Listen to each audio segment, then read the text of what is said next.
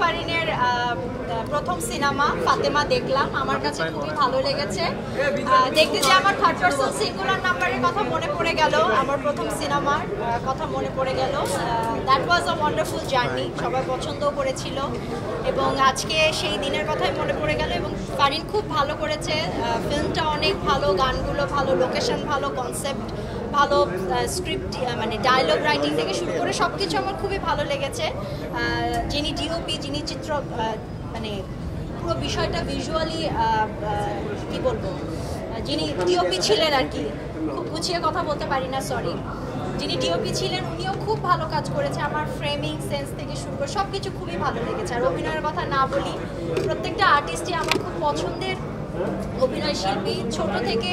ছোট যারা ক্যারেক্টার করেছে, ছোট ক্যারেক্টারগুলো খুবই ভালো লেগেছে। সবাই অভিনয় দুর্দান্ত করেছে। আপনারা সবাই হলে আসবেন, 24 তারিখ থেকে ফাতেমা রিলিজ পাবে আপনাদের নিকটবর্তী হলে।